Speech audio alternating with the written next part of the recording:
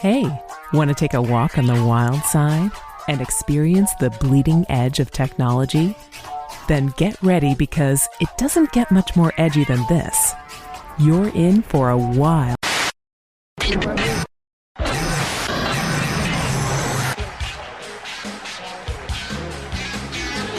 Tired of boring specials about history, science, and technology? Then get on your best headphones, because you might want to lay down for this. A Sovereign Tech special with the world's foremost anarchist technophile, Brian Sovryn. He has a huge, well, you know.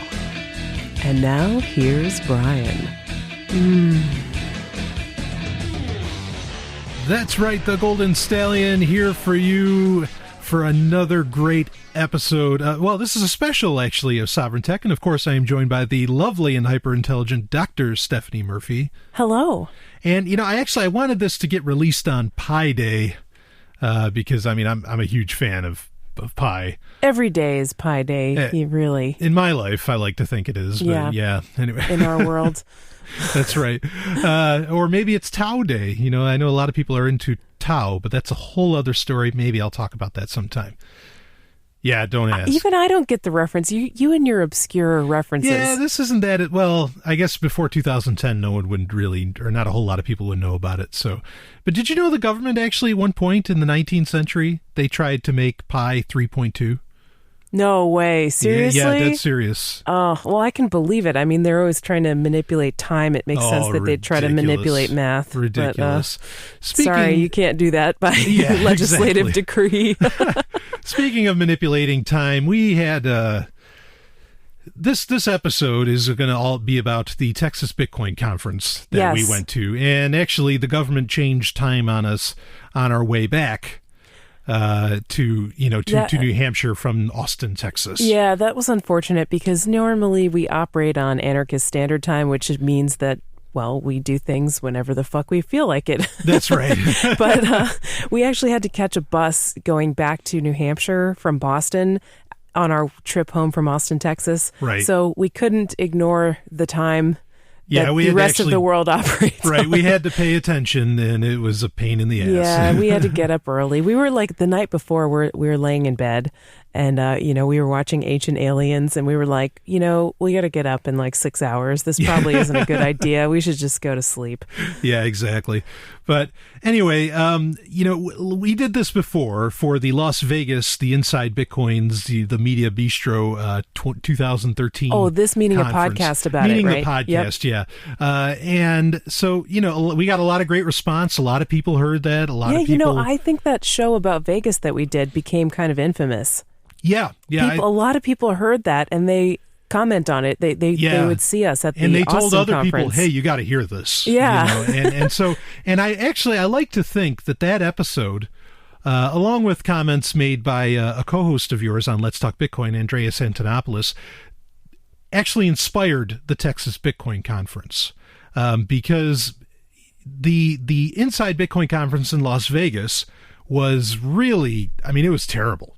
Yeah, the podcast was titled Inside Bitcoins Sucked, or Las Vegas something Sucked, like that. Or something like that. Because it was just so like American-centric, and it was so... It was very corporatized. It was kind of centered around the idea of like, well, how can we make a buck off of Bitcoin? Yeah, exactly. There was no concern for the history of Bitcoin, which is totally a libertarian, crypto-anarchist thing. None of that was highlighted in this. It was just kind of like, well, how can we comply with government regulations, and how can we lick the boot of the state more effectively? Yeah. And how can we create a slightly better PayPal? Right. That's basically how can we make a better shopping experience for everybody? Just all these things. Andreas was really like begrudging that, and he was annoyed about that, and I can see why. I see his point for sure, but I don't really begrudge a better shopping experience, because we need that.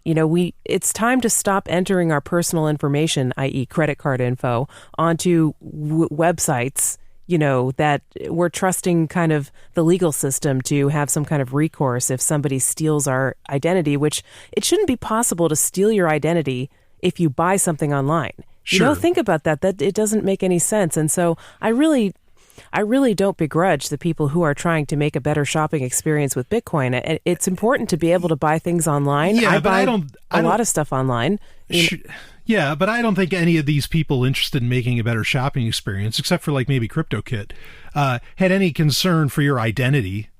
Well, that's true. That's I mean, these were like corporate, just they were slime. like, how can we get people to pay more quickly? I understand your point, but I think to get to that point to where there's a genuinely better shopping experience, like say going to bitcoinstore.com, that's a great shopping experience. Mm-hmm.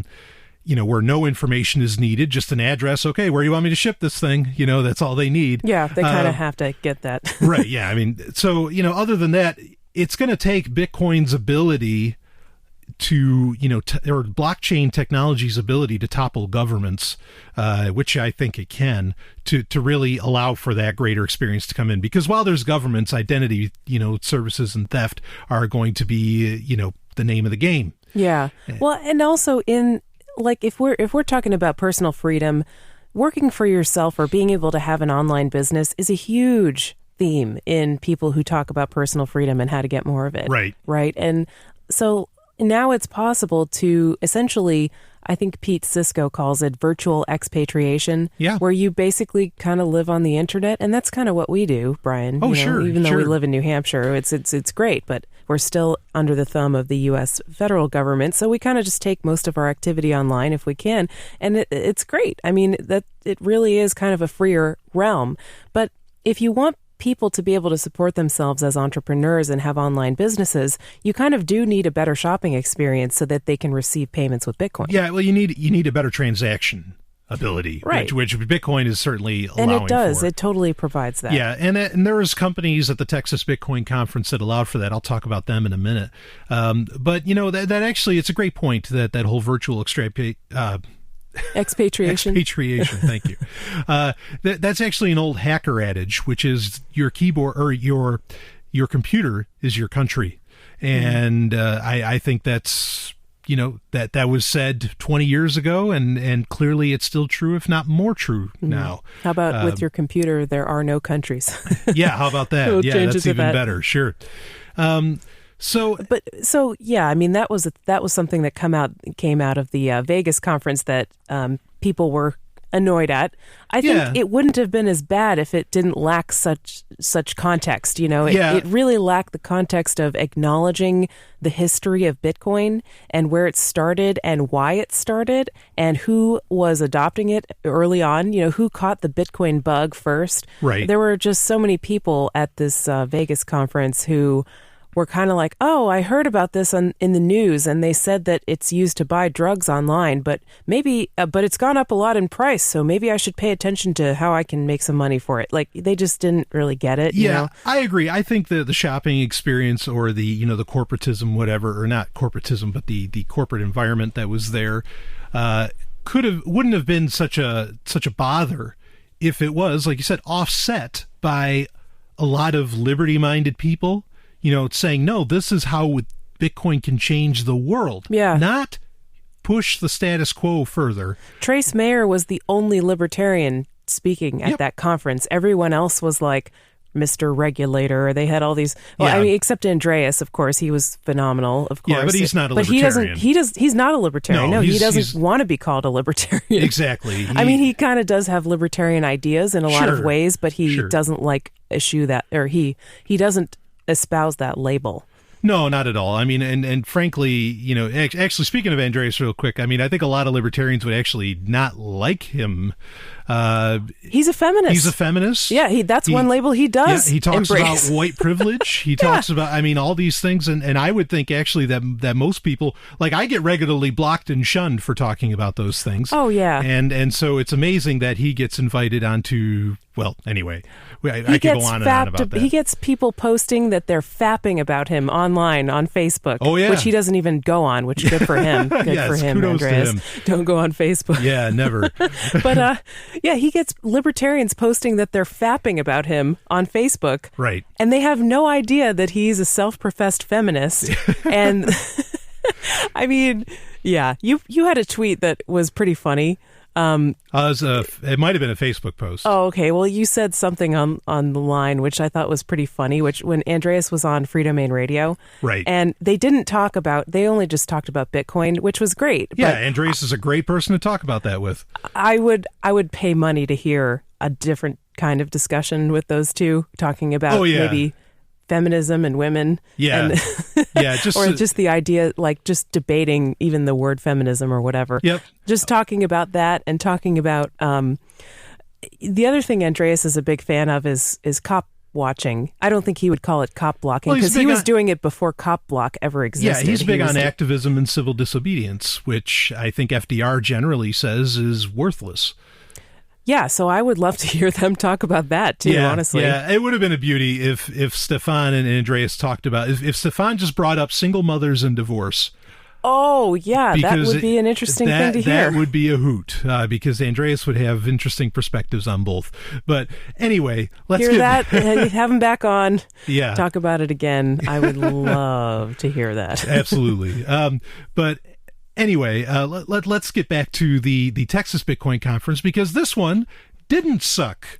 Yeah, I'm kind of worried that people might be disappointed when they hear this podcast because they're expecting another trashing, lambasting. Well, I got some trashing to do, but oh, okay. Well, you've given people hope. Then they'll keep listening. They're not going to shut us off right now. But yeah, I mean, we were talking about this before. We're kind of planning out what we're going to say on the show, and not really because we don't really plan. No, I don't like planning for Sovereign Tech. No, we were just kind of talking about it, and I was like, I'm kind of worried people are going to be disappointed because this conference didn't suck. It was actually really fun. I had a great time. I'm glad that I went, and I enjoyed it a lot. Yeah, no, this was the antithesis, literally, of the Vegas conference. I mean, you had everybody. The deck was stacked with, or the deck was stacked. You got DAX on the mind. I got DAC on the brain. The deck was stacked with Liberty. Say the dick was. Whoa! Right. Talk about stacked. Anyway, the deck was stacked with liberty-minded speakers. Yes, thank you. I mean, just loaded. There were tons of them. Almost everyone. I think I may have only heard two regulators, two people interested in regulation. And they practically got booed. I mean, they only had one panel the whole time about regulation, and I didn't hear anything about it. I heard people talking about the talks about the history of Bitcoin and the talks about freedom and freedom-related topics. Right. Yeah, and so it was great. You gave a talk. You gave a couple talks. Yeah, I gave 2 talks and did a panel. Yeah. And I was supposed to moderate another panel, but they double booked the moderator. Yeah, for that panel. Now we could kind of start there, okay? Okay. Well, first let's talk about what we liked, because there was so much to like. I mean, there was a focus on charity. They had this charity luncheon that went really well. They had a Bitcoin concert that proceeds went to There was a charity Charities. panel, which I was really, really pleased. In fact, I'm going to link to it in the show notes. Yeah, we watched the video of that. That was awesome. It was really great because the point that Bitcoin, how important it is to charities, is the thing that should be highlighted at every event, inside Bitcoins, whatever, doesn't matter. It should be highlighted everywhere because this is so important. It's making charity so easy. Yeah, that's a great point, Brian, because it really does. When you work with a charity, I think you understand this about how government really twists and perverts charities and what they do, and it makes them harder for them to operate and fulfill their mission that they care about, which is actually helping people. Right. At every turn, I mean, you listen to Jason King talk about Sean's Outpost and how the government in his locale has outlawed essentially being homeless by just various city ordinances where you can't feed someone in public, you can't give food out in public, you can't sleep in a certain area, you can't, have, you can't be in some park after midnight or whatever. And they've basically outlawed being homeless. Right. Free Aid, the charity that I work with, tried to apply for a 501c3 status, which really it's ridiculous that you should have to apply to the government to be recognized as a charity. That makes no sense. I mean, and also it creates a distinction too. Davi Barker from Bitcoin Not Bombs likes to say that Bitcoin Not Bombs is trying to blur the line between for-profit and not-for-profit. Right. And I think that is probably a false dichotomy because I mean, if there's an organization and they're, for instance, they're selling, hoodies, let's just say, and giving them to homeless people, Sure. but they end up making a profit off of that maybe they could keep and do something with later, why is that bad? Are they evil? Are they mixing the messages? I don't think so. I mean, shouldn't the goal of every organization be to make a profit? Because if you don't make a profit, then you're not going to be able to sustain your organization. No, exactly. If an organization is making losses, then they're not doing something right. You know what I mean? Sure, absolutely. I agree with that. And speaking of Jason King, he made a great point about with Charities. He said, look, he says, if a guy in South Africa wants to help out a homeless person in Florida, Bitcoin just allowed him to do that instantaneously. Otherwise, the hoops you would have to go through are, almost unbelievable. Oh, yeah.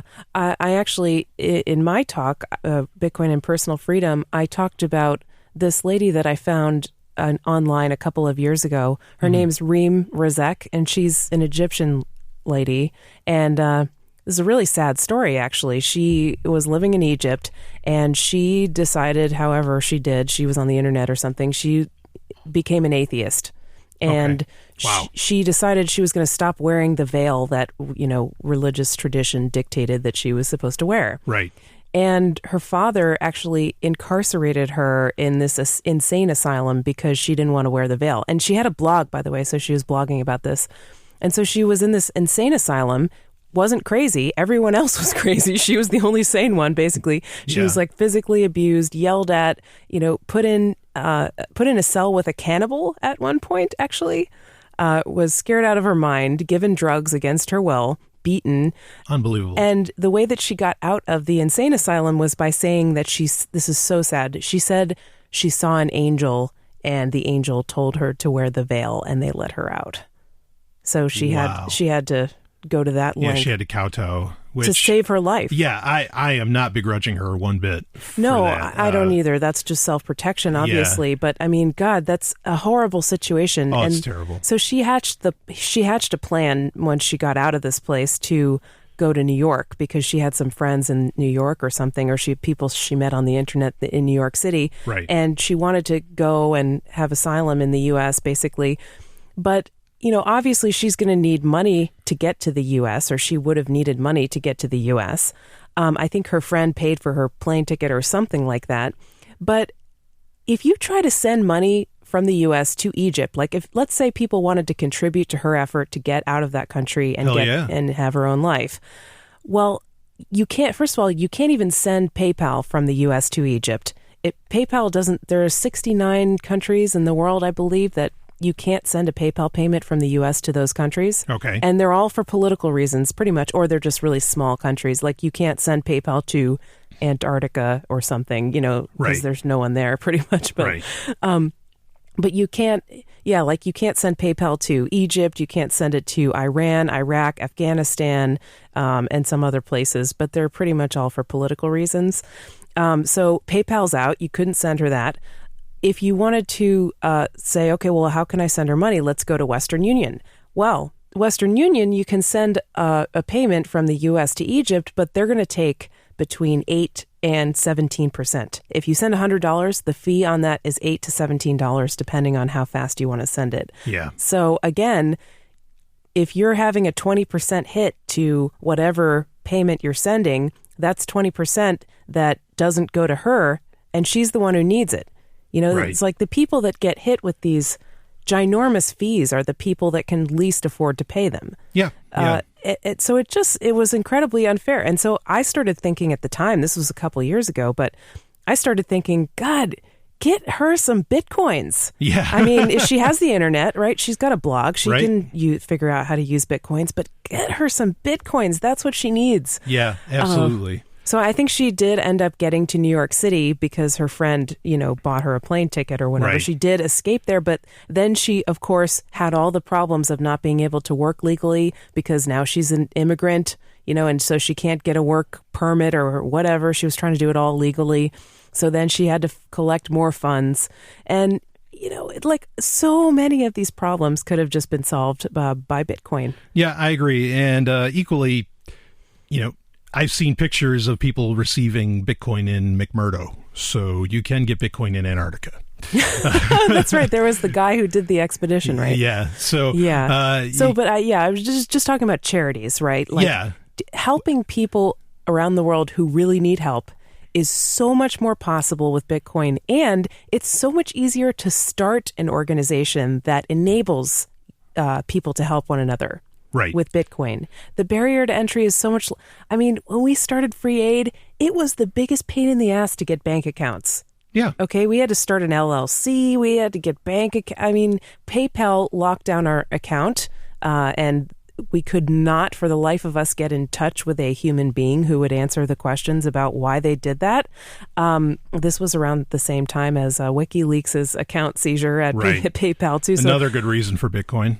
Another good reason for Bitcoin, exactly. WikiLeaks was cut off by 97% of the global payment network. They were cut off by PayPal, MasterCard, Bank of America, Visa, every other Western Union, all these money transmitters or whatever, and it was completely extra legal. Yeah. Nobody ever said WikiLeaks is illegal. There was no law that was passed that says you can't donate to WikiLeaks. This was all just a word from a congressman, and all these companies just bowed right down. So, I mean, getting back to charities and how Bitcoin can be a force for good and help people, I can't say enough, how important it is.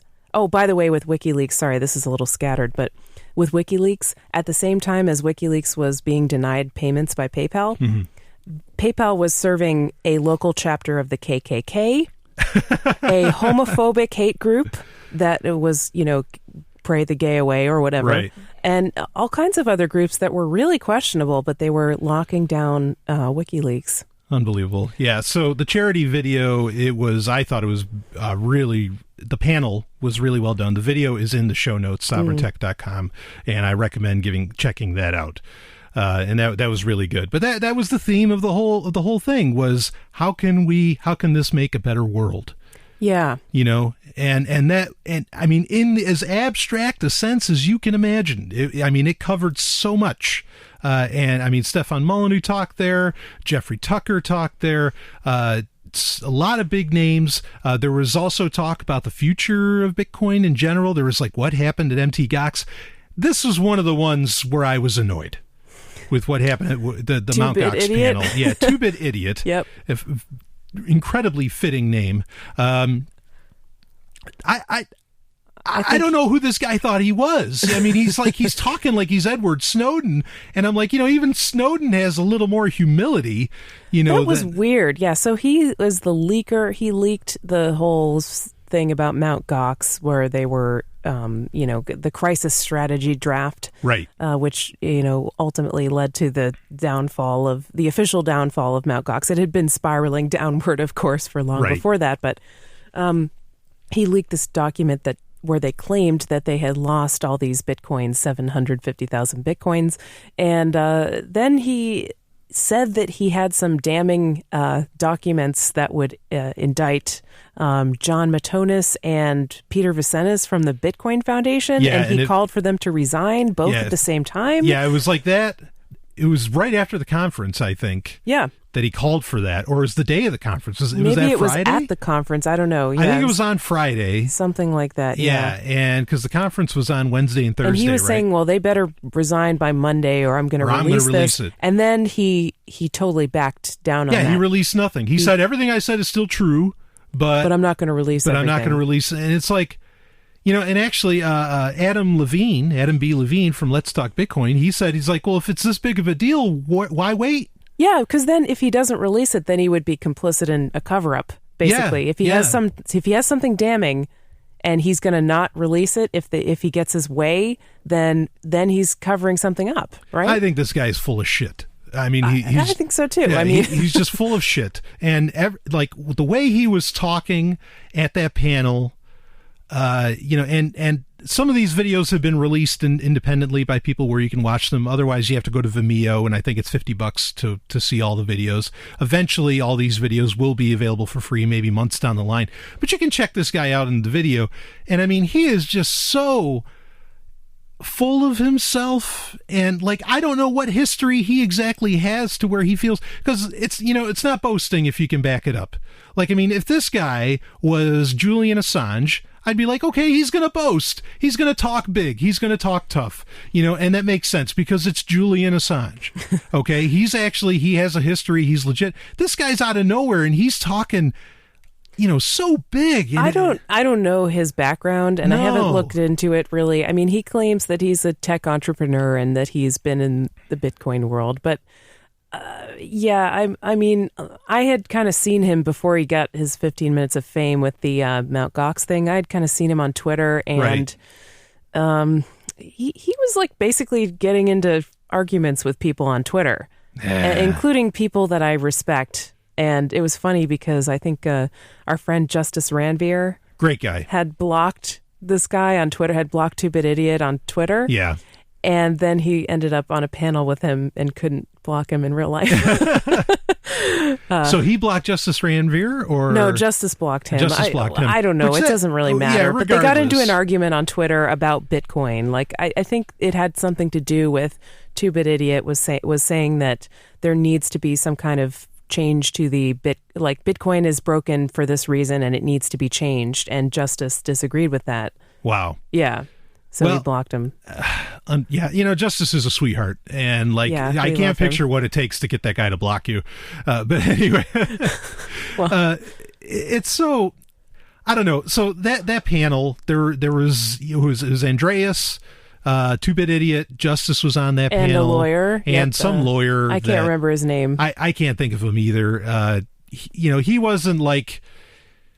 I don't know how to describe it. He was kind of pro-regulation. He started out talking like a lawyer, and then he realized that I think he heard people clapping when Andreas said something libertarian, and then he started to say libertarian stuff after that. It's funny how the discussion gets shifted. You know what I mean? There are some people who can kind of go either way in terms of how much freedom kind of rhetoric they use, and if there's one person on the panel who's really willing to go far to the extreme and just be really outspoken about freedom, it kind of pulls everyone else, it frames the discussion and it pulls everyone else in that direction, and in this case, of course, there were two people on the panel who were willing to go way out there for freedom on that panel, and that's Justice and Andreas, but I thought that was a kind of interesting. And then apparently they had another panel that was focusing on solutions to the Mt. Gox debacle instead of regulation. Yeah, there's some of these things we didn't get to see. There's so many great talks because, it was all liberty oriented. When we were in Vegas, it was okay, there's one, maybe two talks that were catching, that we wanted to catch because they were libertarian. And so those were easy to make. Yeah. As to where with this one, you really couldn't choose which one to go to, which actually there's a Toronto Bitcoin Expo, Bitcoin conference essentially, coming up mid-April. bitcoinexpo.ca, I think, is the website for it. And at that, a lot of these speakers are going to be there as well. So if you miss some of them, this is the place to catch them. And I think they're going to get a bit of a better venue, and absolutely, and maybe a little more time to talk.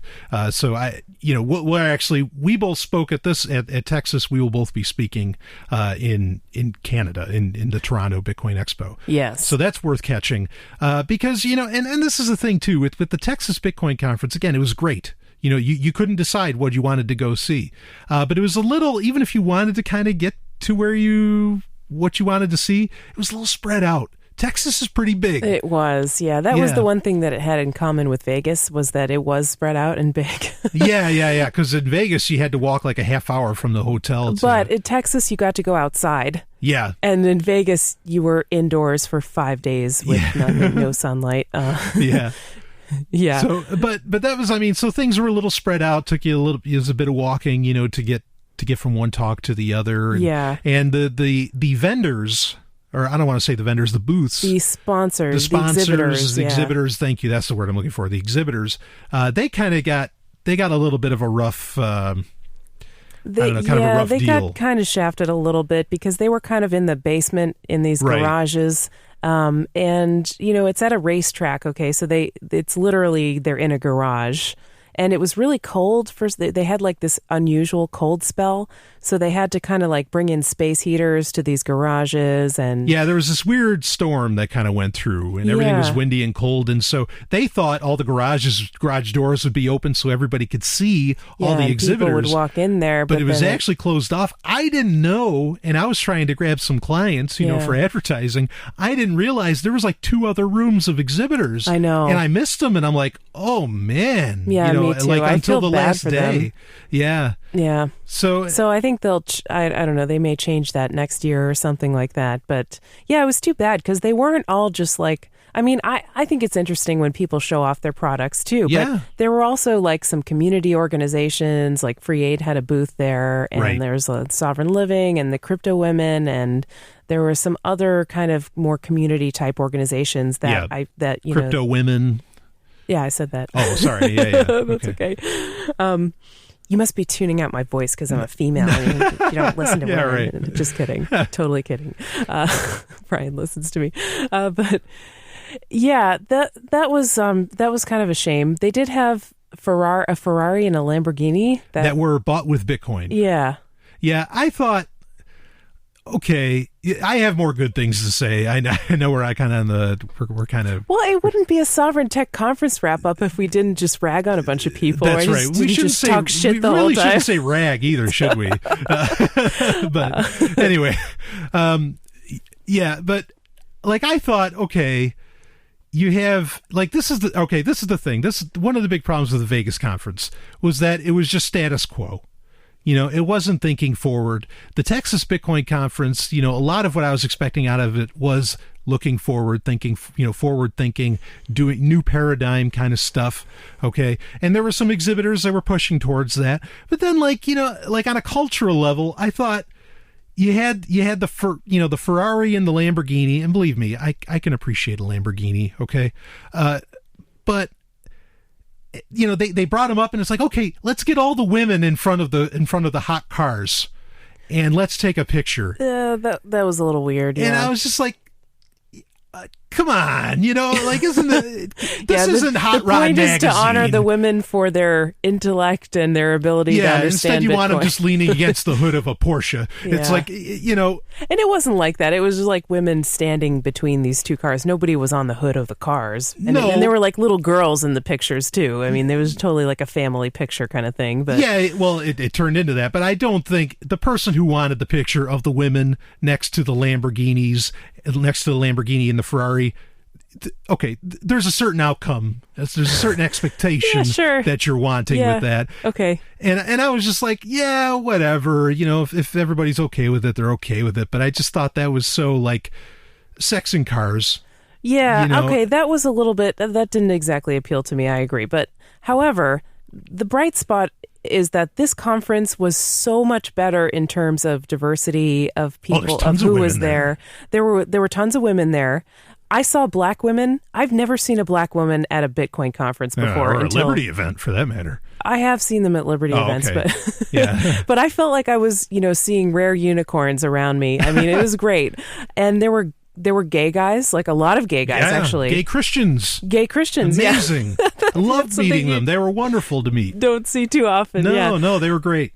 Yeah, I mean, like, and there were, like, it was just a way more diverse crowd. I mean, I know people hate that word diversity. Like, why do we really care what color people are, or what kind of genitalia they like, or whatever, you know? But it does. I mean, I just like to see that it's reassuring to see that there are all different kinds of people who are attracted and want to go to a conference like this. Sure. You know what I mean? Because that to me says that Bitcoin is completely neutral. It doesn't care who you are.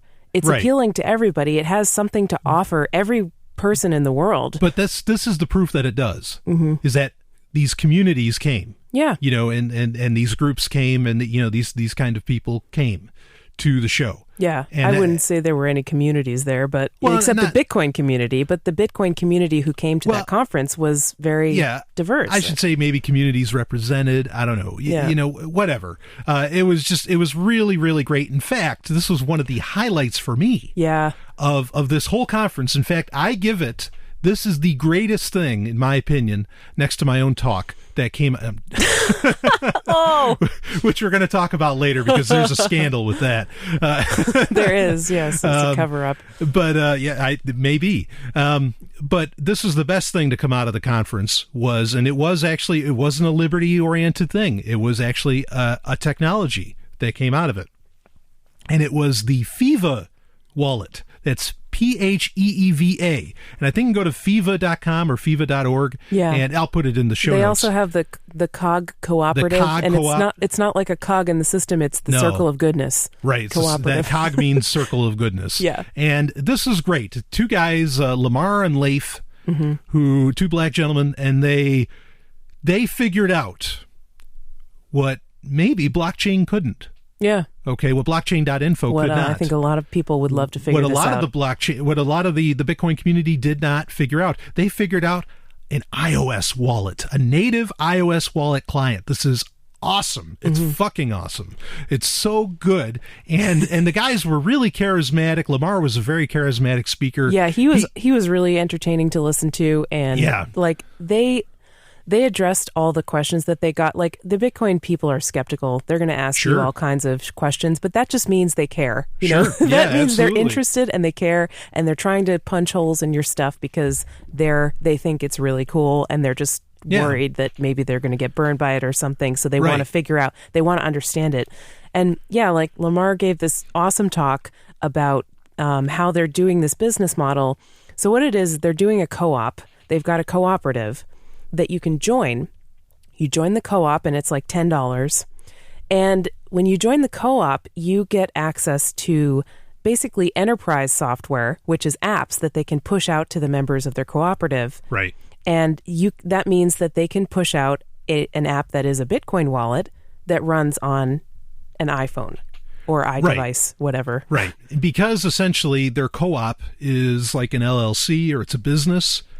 It allows what happens is that they whatever software they come out with under the license of their co-op is enterprise software, and thus it can be proprietary. Right, and thus there's no rules. It's not subject to Apple's terms and conditions where they ban Bitcoin. Exactly. Now, you could say, okay, well, they're just going to change their terms and conditions to ban Bitcoin enterprise software, but they haven't done that yet. No, they haven't done it yet, and this is a lot harder than I think people realize because the terminology is super specific, and you'd have to clear it up with Cisco, with Symantec, so many big companies, so many enterprise, there's a lot of people that you're going to have to make sure don't suddenly, that their proprietary enterprise software that they use on their iPhones and iPads isn't going to suddenly become illegal. Right. This is my opinion, people asked that question and they were skeptical of it, but I think it's a nightmare for Apple to try and block it in this way. And I hope more companies do it.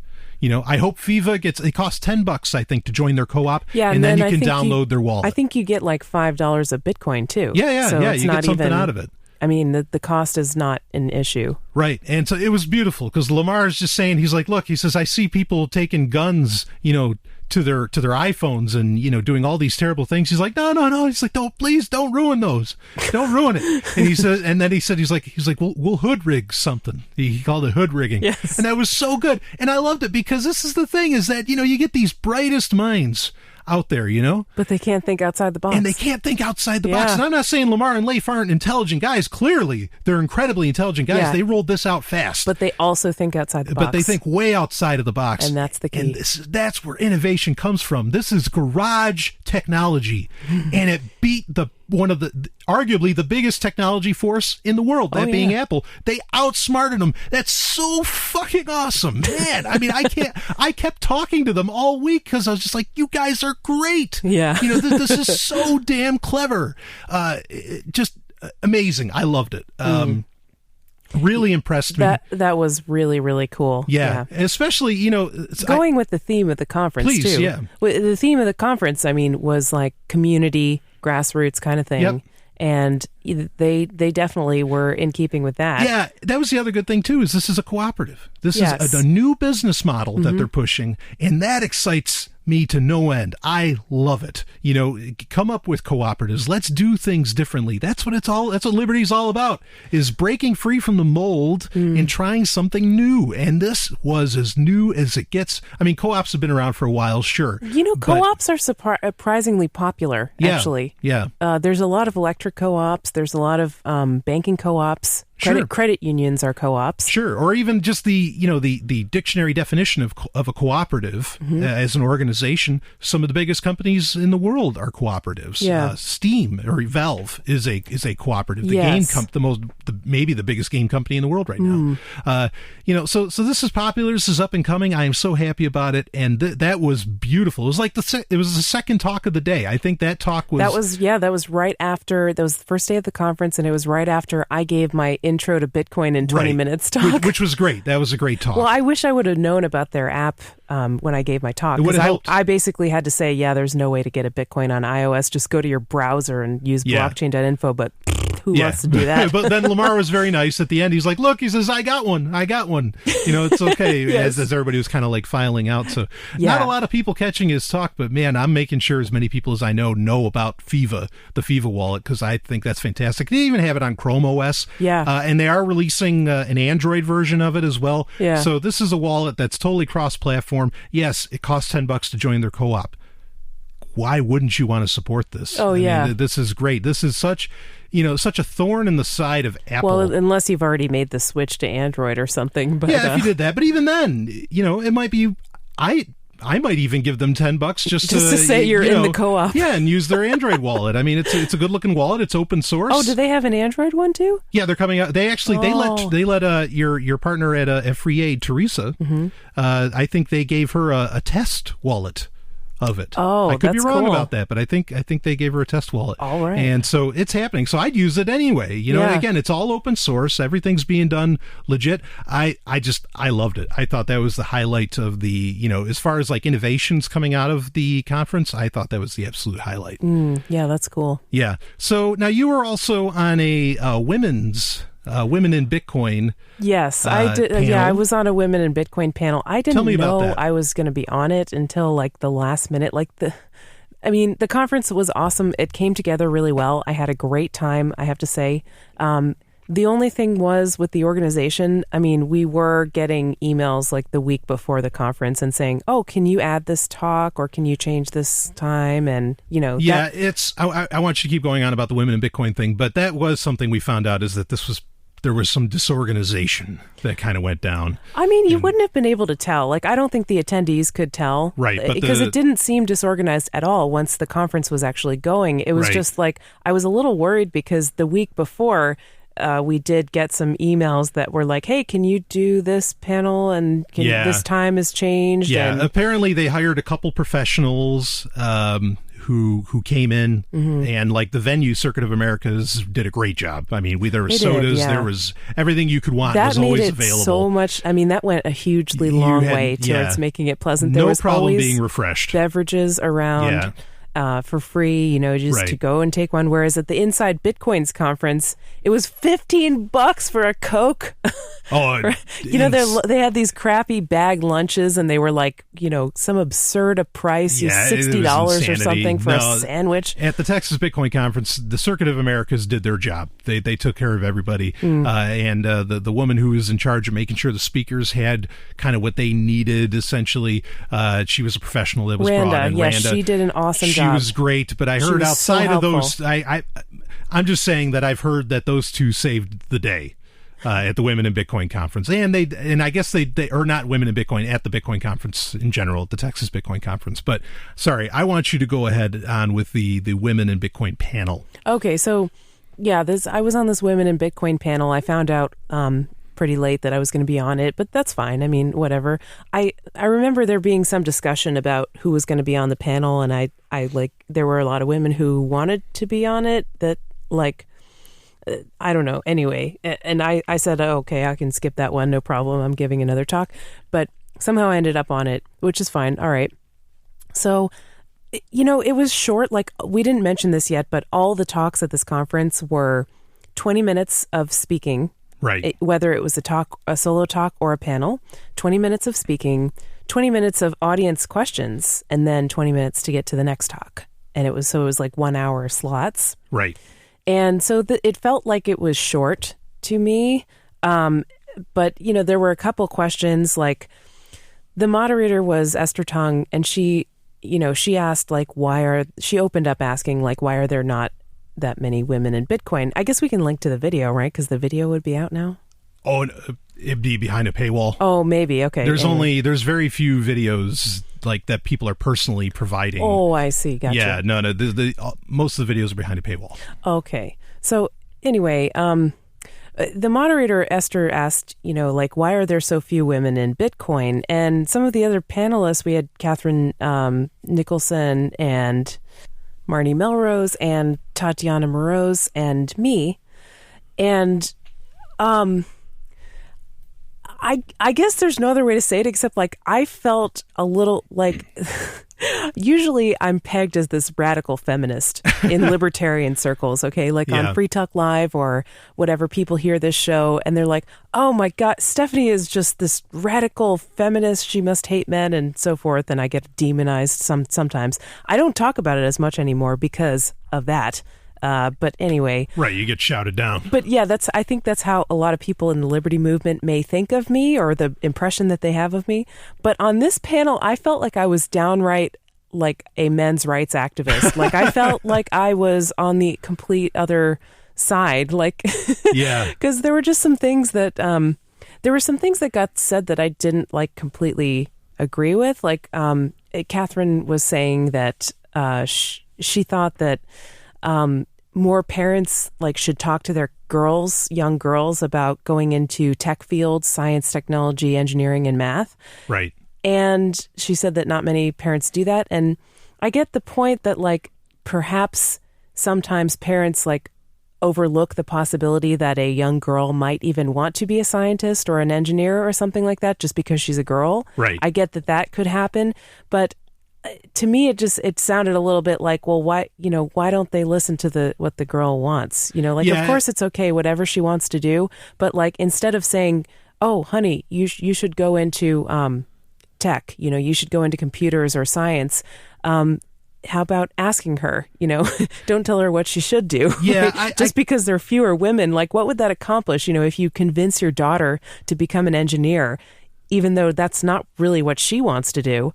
Yeah, you'd have one more woman in engineering, but that wouldn't be like really what she wants, Right. Yeah, I heard this talk and I felt kind of like I was hearing, we need women in power, and it just, which is a common complaint about feminism when people don't realize that a huge chunk of feminism has to do with being against hierarchy and power. Yeah. Well, and it can be easy to fall into that trap too, because sometimes it feels like the narrative is that men are dominant and men are calling the shots and telling us what to do. So we need to like match that with an equal amount of dominance, right? Which I don't like want to be in that dominance paradigm at all. Like I just want us all to kind of work together on the same level. Yeah.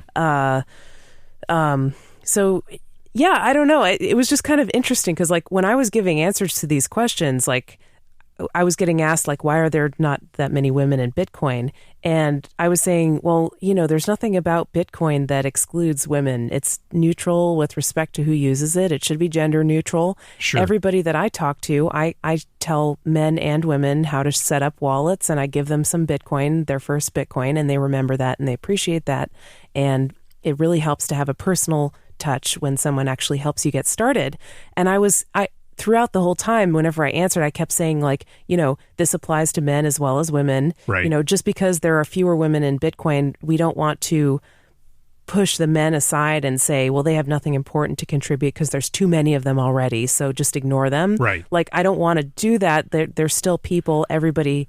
You were really good about making that point. Yeah, I was trying to be inclusive of everybody and not just focus on women because that's frankly sexist, Yeah, I agree. It doesn't, like, I certainly wouldn't want to exclude a woman because she's a woman. That's also sexist. But I also don't want to exclude a man because he's a man and that there are too many men, so we should just ignore them. No, I don't believe that. So anyway, I kept saying, like, I talk to all different kinds of people, men and women, and they all like Bitcoin, and the women like it just as much as the men. They understand when I help them set up a wallet and so forth. And I felt kind of weird doing that because it was like nobody else was really saying that. Yeah, right. I felt like almost like I wasn't supposed to be talking about like including men. You know what I mean? Sure. But I don't know. It was interesting. The thing about thinking about women in Bitcoin and the thing about feminism, if I dare use that word, is like, to me, what that means is whatever someone wants to do, it's okay. Like right. women should have all the choices available to them that they could choose from. You know right. what I mean? Like, you can do anything you want, and men shouldn't have limitations on their choices either. Everybody should be free and unlimited by, and not be limited by traditional gender roles from doing what they want to do, whatever that may be. Right? Yeah, I'm with you. I mean, that like I kind of walked away from the sense, because this was, I think it might have been fair to say that this was a stacked feminism panel. Tatiana Moroz probably wouldn't describe herself as a feminist. Maybe other people on there wouldn't describe themselves that way or use that word.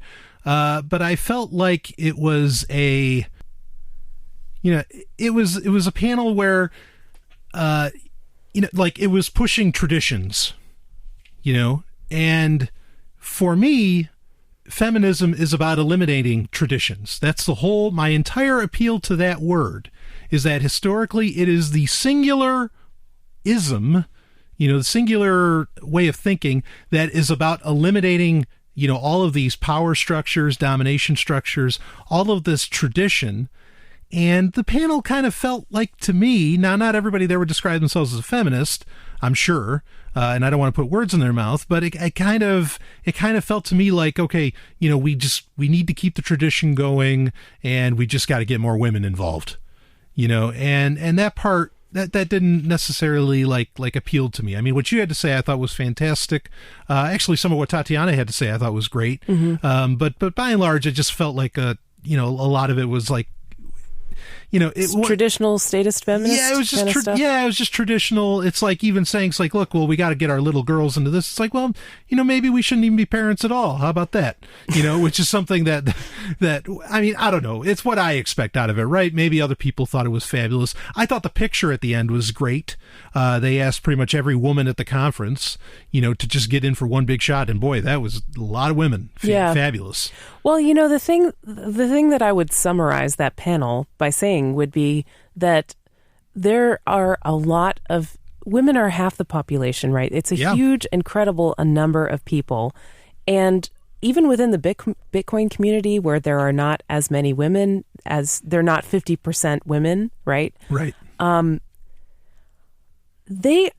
All those women are going to have very diverse perspectives. Sure. They're all going to have a slightly different idea and I'm glad. about.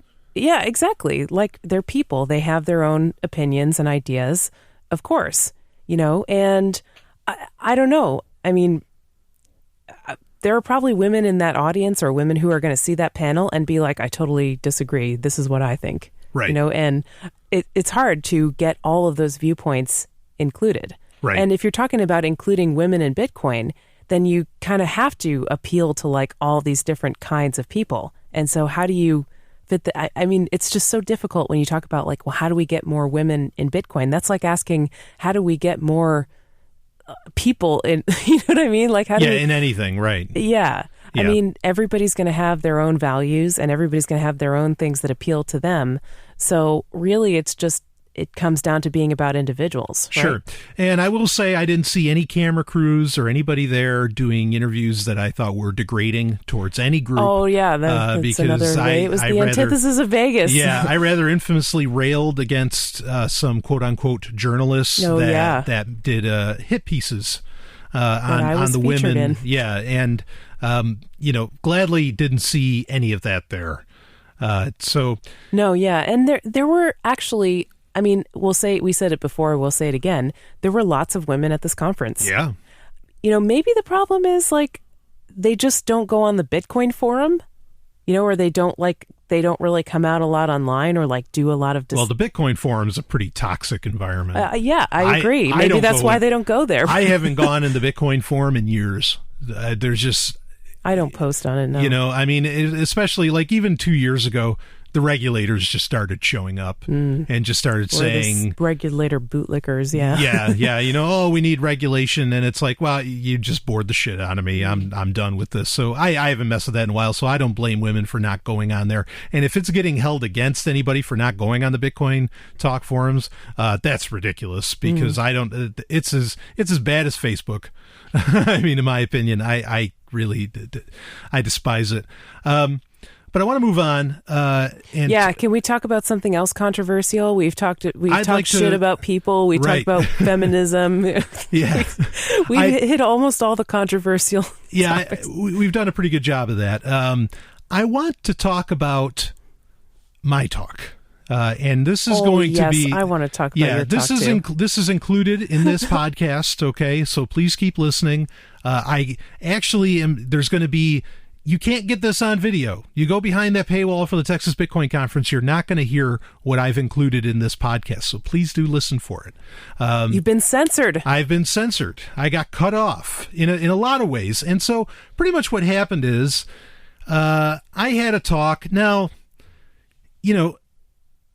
I found out actually that I was supposed to be, I was on the chopping block to not even talk at this thing. Okay. What do you mean? I was because the head guy for the conference didn't know who I was, and they lined up too many speakers. Because again, this is the thing. It was other than those two professionals, as far as I understand it, this was a clusterfuck of planning. Okay. And so suddenly, because originally it was only 1 day, right? Then it turned into 2 days. And so suddenly, they had to fill up speakers and they started inviting so many speakers, they actually had too many. And so they were going to start cutting people off. So the scheduling wasn't worked out optimally. Right. And so my schedule got changed a couple times as to when I was to be on. I found out that essentially I was like one of the first ones to, okay, no, this guy doesn't have to talk. And whatever, that's fine. I mean, the only speaking event I've done in the Liberty Movement outside of this one was at Keenvention. Which I was really, really honored. I mean, I was just a moderator, which I was. I don't think anybody said like you don't have to talk, did they? What do you mean? Like, I mean, are you just imagining that like they didn't want you to talk? Because No. I was told they said that I was one of the first guys that they were going to cancel. Okay, but they didn't cancel you. No, because a good friend said no, you have to leave him on. Oh, I see. Yeah, I mean, we were both told this at dinner. I'm sorry, I don't remember that. No, that's okay. And so, that's annoying in and of itself. And don't these people know who you are? I know, damn it. So no, I don't mind it because, like I said, where else have I spoken? And I don't expect obviously everybody in the world doesn't listen to Sovereign Tech. I only have a little over 1,000 listeners a week. Okay. Small but loyal following. Yeah, pretty loyal because a lot of them actually showed up. One guy rode on his motorcycle quite a few states away to come and catch the show. You were getting people coming up to you and saying, "Hey, man, I love Sovereign Tech." Yeah, that was great. That was great. Cool. Yeah, I got to meet with listeners, some of the classiest people I've ever met in my life. And again, I've said this on my show before, but really makes doing Sovereign Tech so worth it to be able to meet these people and talk with them is great. Got to have dinner with a few of them too. Fabulous. Anyway, so I get it that like I'm not Stefan Molyneux or Jeffrey Tucker, or Bob Murphy. Neither am I. Okay, well, you're a big deal. I understand that, but anyway, what happened was I got shifted to like 120. They were going to have me on. That's fine. And then there was we talked about it earlier, the charity luncheon. The charity luncheon.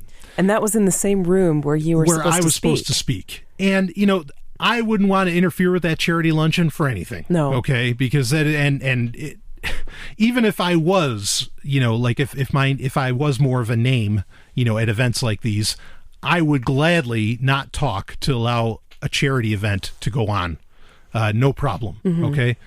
So I'm not complaining about the luncheon, not complaining that went longer than was anticipated, because it was getting like my talk was at 1:20 and it was getting 1:10 and I'm still eating my lunch. Yeah. And we had just gotten lunch. And there's just everybody. And then, people are still speaking in there, some of the organizers and whatever. And I'm just like, okay, I guess I'm not talking at all. Right. And then a guy came up, nice guy, came up to me. Curtis, was that his name? Curtis, yeah. Yeah, great guy. He came up and talked. He was going to introduce you, yeah. Yeah, he said, he's like, we're going to actually put you in the other room because Cody Wilson didn't show up. So that he didn't want to come to the circle jerk. He was marching on Washington.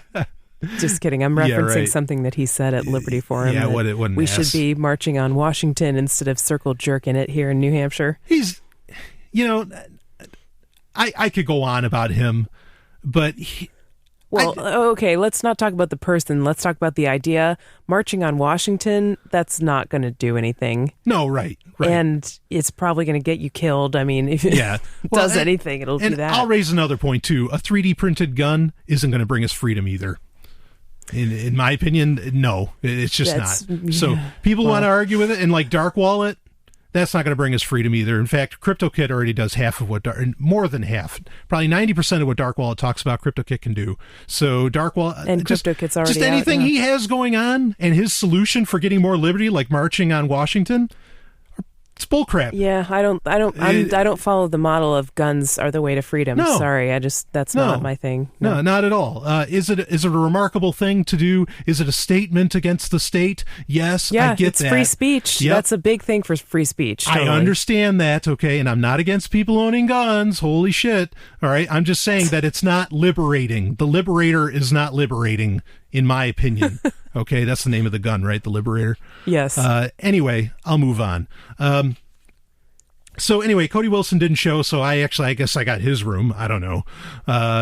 And I got cut off, even with all this, my talk was supposed to start at 1:20, didn't start till 1:40. I got 10 minutes knocked off of my talk. I got put into another room, so I didn't have my slides. You were all discombobulated. No, I really was. Actually, I mean, I'm sure you were, but it didn't show, Brian. Well, I appreciate you that. Sounded great. Yeah, you made your points. I thought your talk was awesome. I was there. I recorded it. I appreciate that. And the video, you can see, the video will be linked to in the show notes at sovereigntech.com. You can check that out. But I did include the talk in this, uncensored, uncut. Okay. Yeah. So you had time taken off. Yeah, because I'm supposed to have 20 minutes. Didn't have your slides. I had 10. Mm-hmm. I had to cut into, I guess, the question and answers session, which I got asked quite a few questions. It was right up to the minute that I got asked questions. Right. And so I didn't have my slides. So my whole theatrical approach to doing this got knocked off. So you did. Yeah. Your slides were like a big part of your presentation. Yeah, because it was supposed to shock. Yes. So give the audience a little summary of what you had planned. What was your initial plan for your talk? Okay. Well, is Bitcoin more real than gold? That was the title. Yeah. Okay. And again, I'm going to give a quick summary here. Okay. But I want you to listen. I want the listeners to listen to the talk anyway. It's short.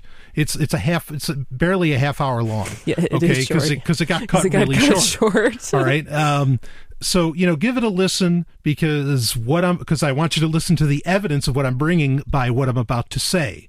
Okay. And the point of the talk essentially was to prove is that nothing has value, no commodity, no currency, no money. And people bring this up all the time that, well, those are three very different things, blah, blah, blah. Okay, that's fine, but none of them have value. Well, you're talking about intrinsic value. Intrinsic value.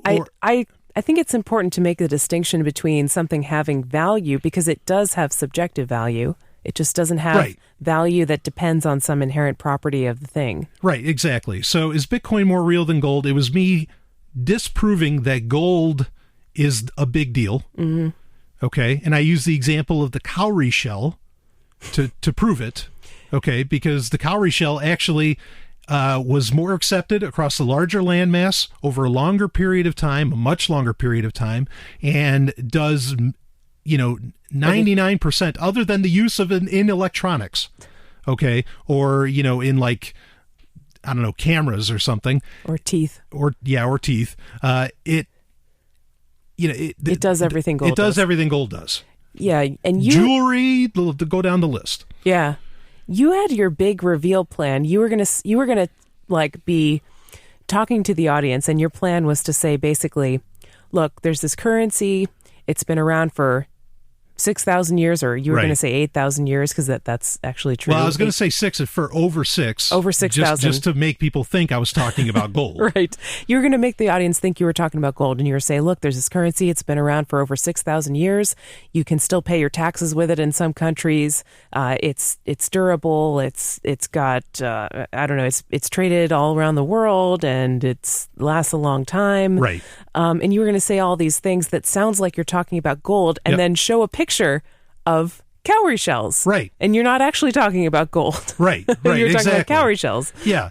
And so, and I think I successfully knocked down a lot of the arguments for gold, because that's one of the things with Bitcoin is that you have these, gold lovers that are just like, oh, Bitcoin, no, gold,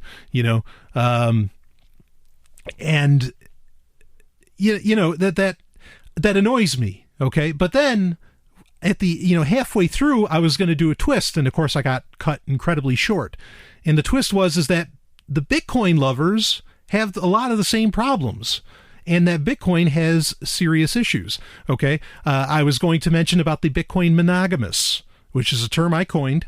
You did start to talk about that too. Yeah. And and Bitcoin monogamous would be people who believe that they're basically married to Bitcoin. They think that Bitcoin can be the only one true virtual currency, right? Right. And I think that, and so this was another point of theatrics, because I was going to say that if you believe that, having everybody concentrating in one area is a way for something to grow, I was going to challenge a lot of these Bitcoin monogamists who don't live in New Hampshire to join the Free State Project, because that's the exact ideology behind the Free State Project is to get all the liberty-loving people, and there's too few of us to be spread out in Austin or in Asheville, North Carolina, or wherever. We've all got to be in one spot. Okay. Yeah. And so that's the same ideology for Bitcoin. And so I was going to show a picture of the Free State Project symbol.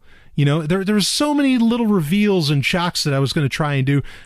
I'm hoping in Toronto I get to do this proper, and... Well, you just gave it away, but I'm sure there'll be updates. Oh, yeah, but there's going to be people maybe attending there that don't know. I'm sure, yeah. Either way. But, I think, it would have been cool to have those slides and to have the sort of dramatic reveals with the slides in there, but you improvised it so well. You sounded awesome, and it's great for a podcast now because it doesn't need the slides.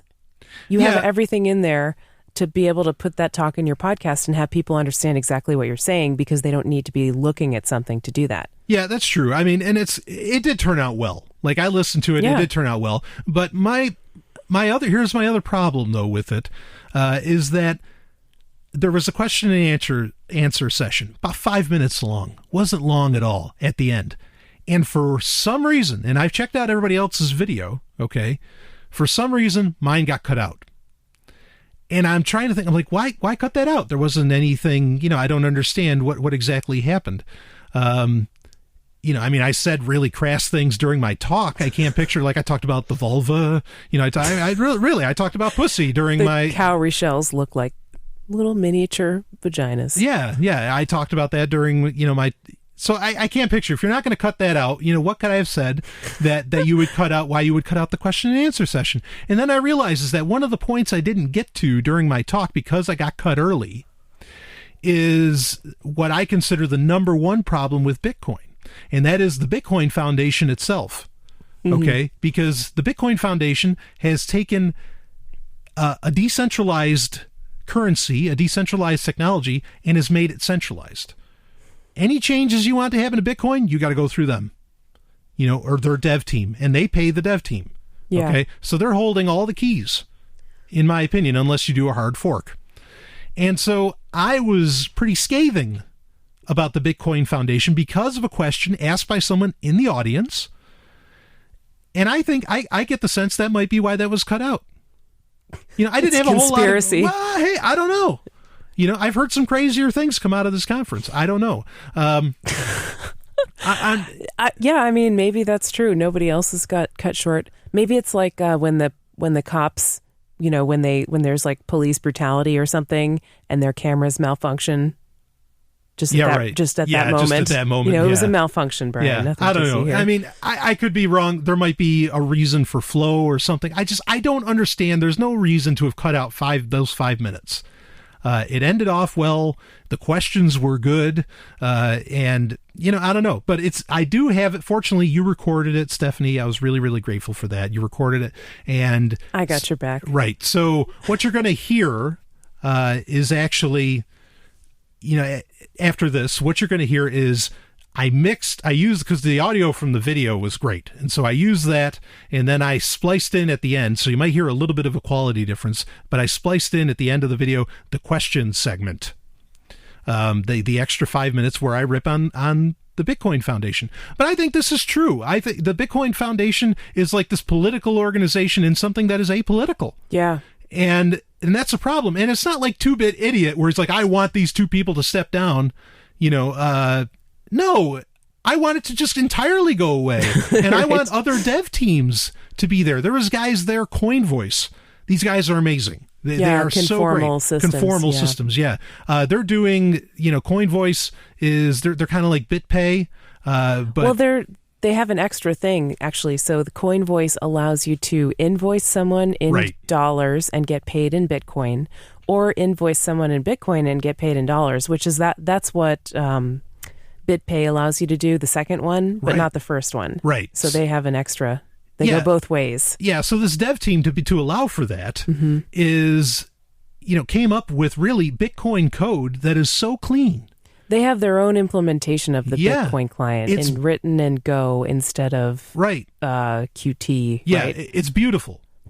And they, I want them to be the Bitcoin development team because they're doing great code. Yeah. And they're really pushing things forward, and they don't care about governments and all this political nonsense.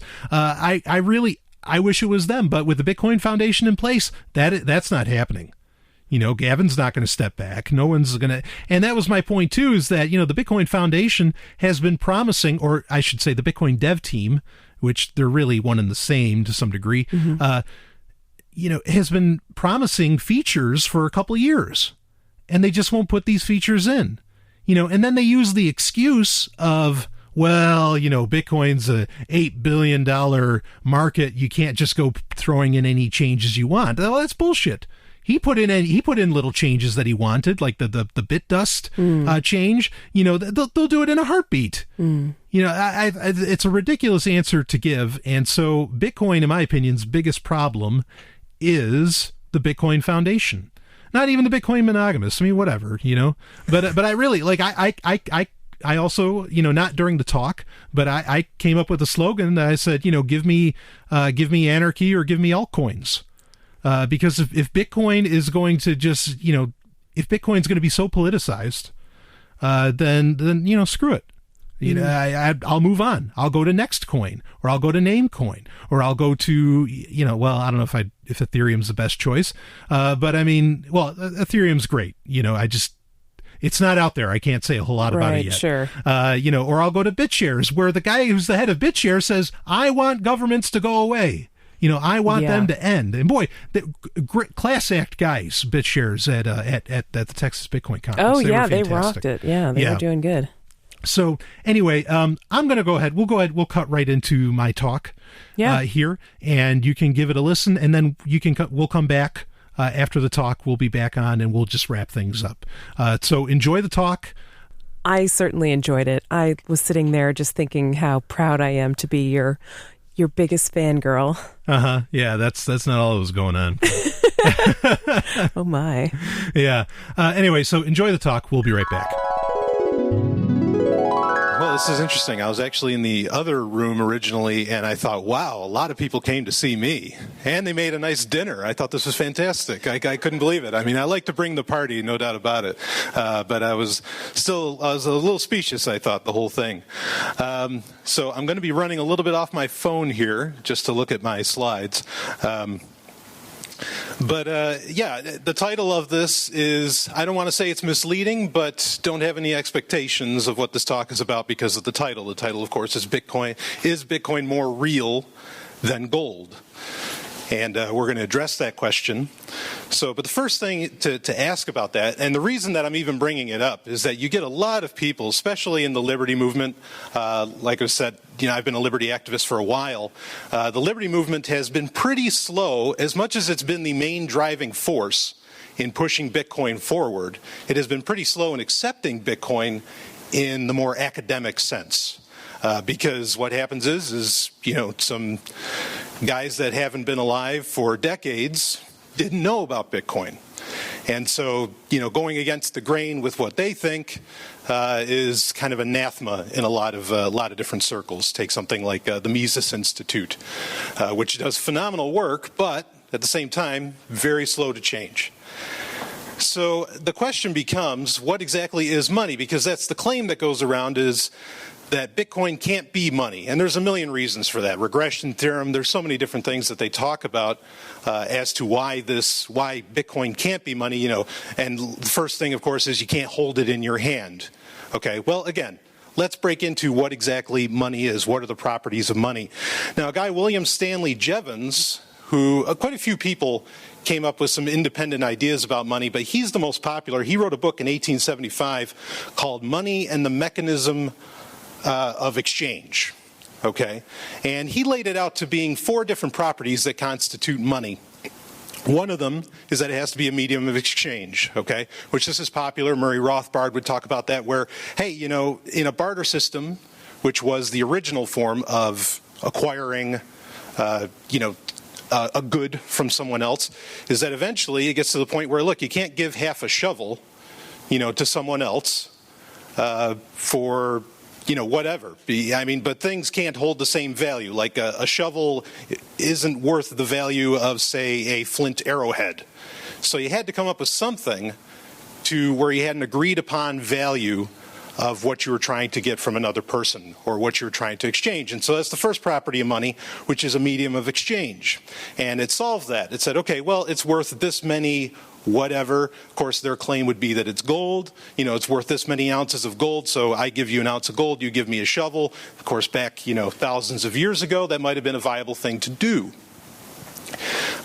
So the second property of money is essentially fungibility. There's a few different words. It all falls under unit of account, but fungibility is basically, is it replicatable? Is it something that you can easily, like a poor form of money would be something that you could easily, forge or mimic. So you didn't have kind of a scarcity. This is sort of where the idea of scarcity comes from, why that becomes a valuable aspect for a currency. Now, Bitcoin and, of course, gold have both, that's kind of the big deal with them, is that they both have a scarcity. One's programmed, the other is believed. So that's important. The third one is a store of value.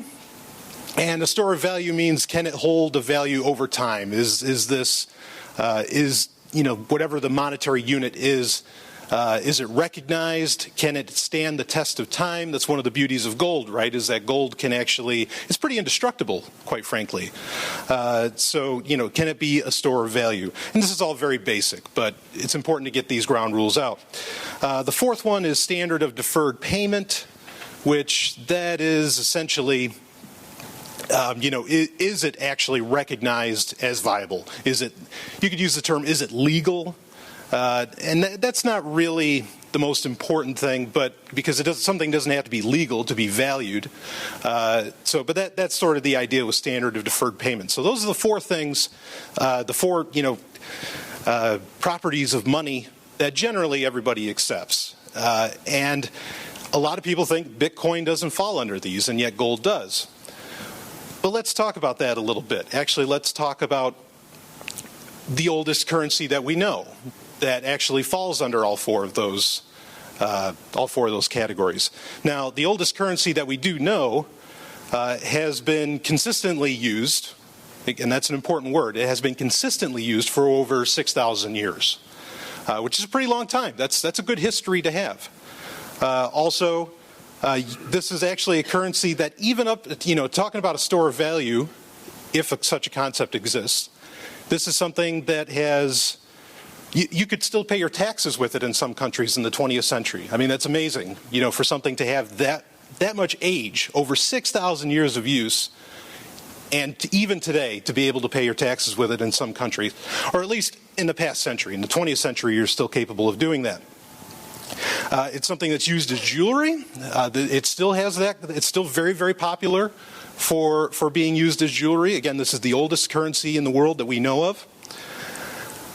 It also, oddly enough, though this is kind of unprovable, it's believed to have medicinal purposes, even in its 6,000-year history. This currency is pretty amazing. Also extremely durable. In fact, the one we're talking about in particular could hold its luster essentially easily for a century, if not longer. Pretty incredible. And also it is scarce, which is where everybody seems to find so much concern. Even Satoshi Nakamoto with Bitcoin said, okay, scarcity is a big deal, and it's kind of the first thing he addressed when making Bitcoin was to build in scarcity. But here's the problem. This oldest currency isn't gold. It's actually a cowrie shell. And they are little shells. I can't really show you a picture, but you've probably seen them around. They're kind of popular, obviously, because they're the oldest currency in the world. And whether people realize that or not, they're still very popular. And so it's a humorous thing about the cowrie shell, because we hear these arguments over and over and over again about gold when actually there's something far superior to gold by those standards, and that's the cowrie shell. Now, the Western world doesn't know about that generally, okay? And that's okay. I mean, it's not something, it came from, the cowrie shell it's a mollusk shell found in the Indian Ocean, so it became very popular in Africa. And actually, it beats gold's, it's more than 6,000 years. That was just me kind of pulling a little trick.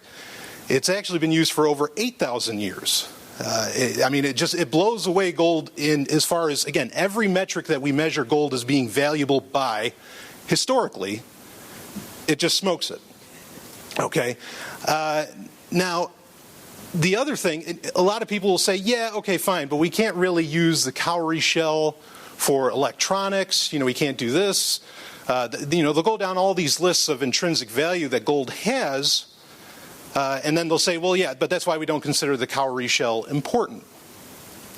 The problem is that if you're going to use those metrics, like I said, actually everything I use to describe the cowrie shell is used to describe the value of gold, particularly always the 6,000-year history that it has. Now, the problem there, though, is that most of that's a lie. Pretty much since the fall of the Roman Empire, around 450 CE, up until the Florentine Renaissance in the 13th century, silver was actually the standard of the world. Gold, there's almost 1,000 years where gold was not the standard of the world. And that's a problem, because when you start telling people, well, gold's 6,000-year history, stands the test of time. No, it actually doesn't. It's minus 1,000 years, so partly it's a lie in that it's actually 5,000 years, but also there's a time where it wasn't considered important. Also, take that 6,000-year history. It's like, okay, well, you've got this intrinsic value today that it can be used for.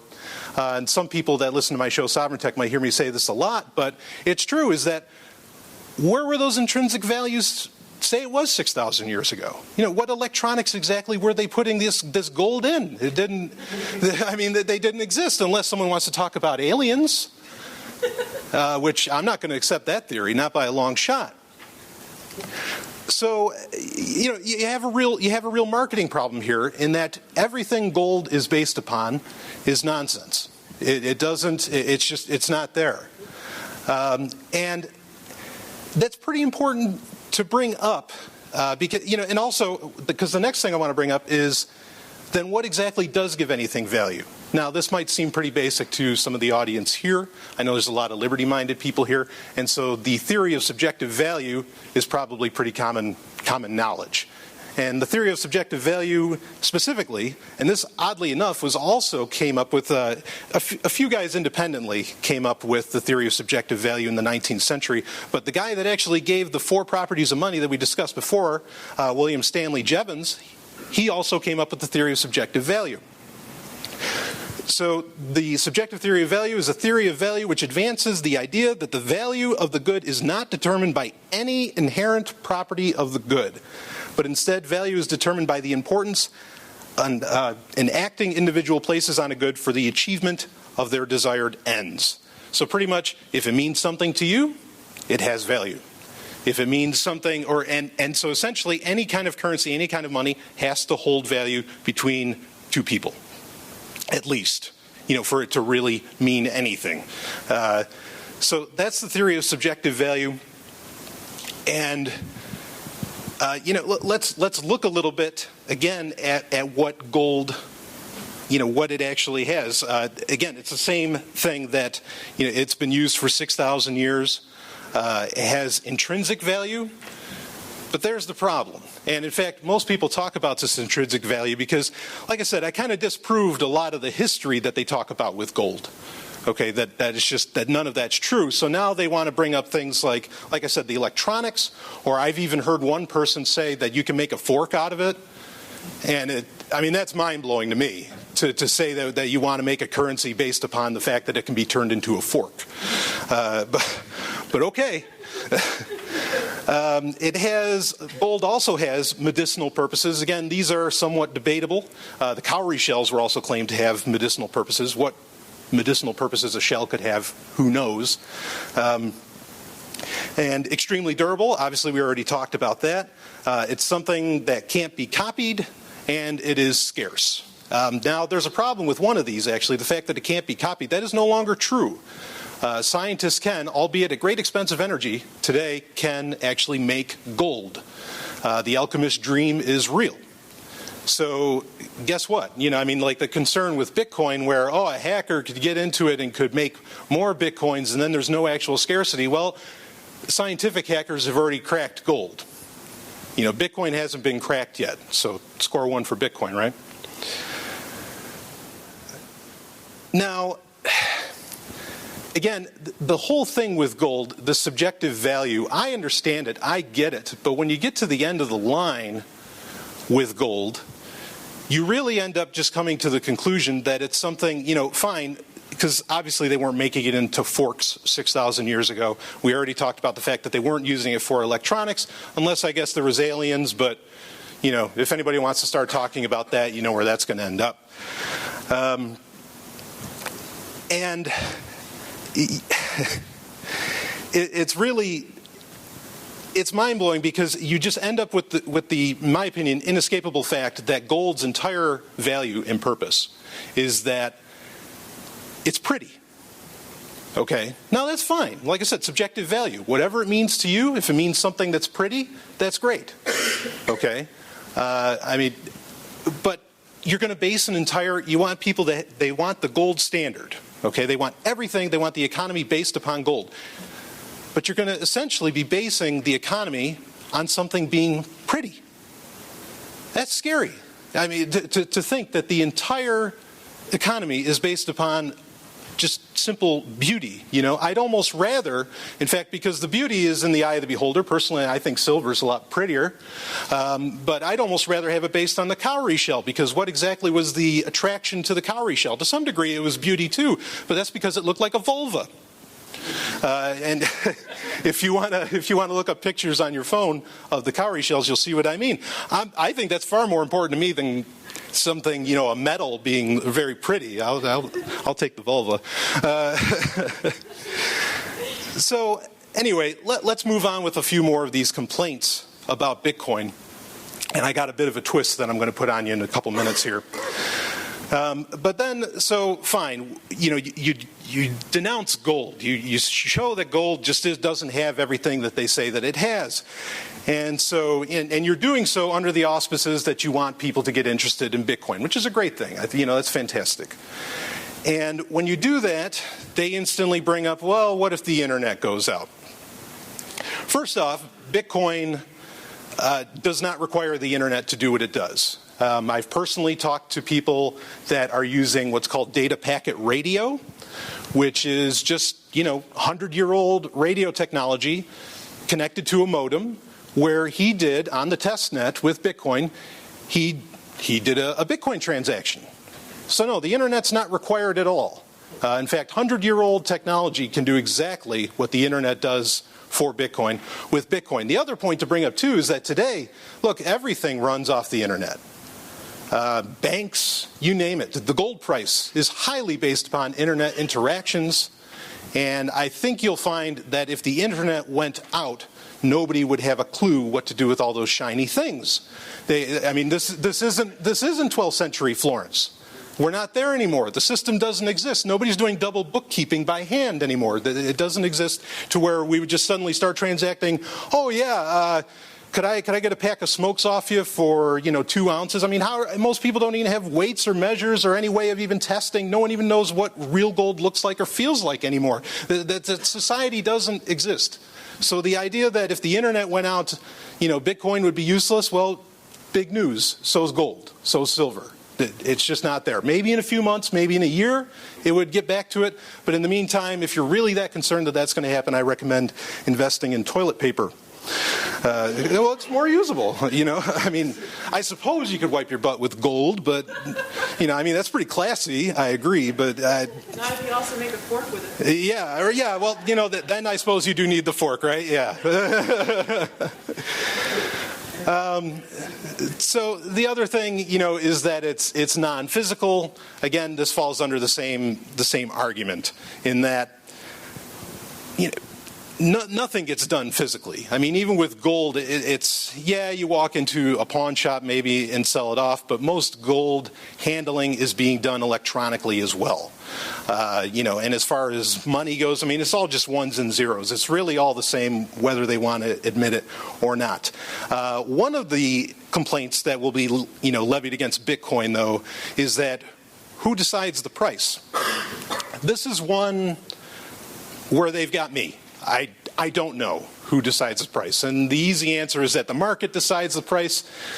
Yeah, that's not really how economics works. Yes, the market decides everything. But as far as, price valuation, price discovery, there's certain controls on how that's actually supposed to work. And I'm not sure how that's happening with Bitcoin. So I am open to the fact that... that may actually be a problem. The other is that it has no history. Well, again, gold doesn't have a history. In fact, nothing has a history. The only thing with an actual solid history would be the cowrie shell. That's the only one that has a consistent, absolutely consistent history that goes all the way to modern times. Like I said, you could still pay your taxes in some countries with cowrie shells in the 20th century. That's amazing, and gold could barely make that claim. Of course, Bitcoin is not anonymous. That's another thing that people bring up, and this is a good one because Bitcoin at present moment isn't anonymous. That is a real problem, and we will talk about that a little more in just a minute. Then Bitcoin is not divisible. Of course, we've totally disproven that. That's not so. And then, the scarcity issue we talked about. For time for questions. Sure. Unless you want to give up on questions. Is anyone going to ask me questions? I'm terrible with questions. No, it's okay. I was just giving my hand signal there. Oh, okay. That's fine. We'll go. All right. You've got maybe 5 minutes. 5 minutes? Okay.